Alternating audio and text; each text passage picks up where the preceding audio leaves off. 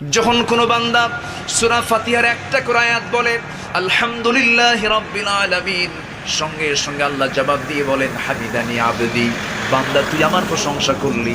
আর রহমানির রহিম যখন বলে আল্লাহ বলেন আসনা আলাইয়া আবদি। মালিক ইয়াউমিদ্দিন যখন বলে আল্লাহ বলেন মাজ্জাদানি আবদি। এরপরে যখন বলে ইয়াকা না'বুদু ওয়া ইয়াকা নাস্তাঈন পর্যন্ত যখন বলে আল্লাহ বলেন বান্দারে তুই আমার কাছে কি চাস, প্রাণ খুলে চারে বান্দা। ইহদিনাস সিরাতাল মুস্তাকিম থেকে শুরু করে নিয়া ওয়ালাদ-দাল্লিন পর্যন্ত যখন বান্দা বলে তখন আল্লাহ বলেন বান্দা নামাজের মধ্যে এমন প্রেমের খেলা খেললি বান্দা, তুই যা চাইলি সব আমি আল্লাহ কবুল করলাম। ওই বান্দা যখন রুকুতে যায় আল্লাহ তখন অস্থির হন।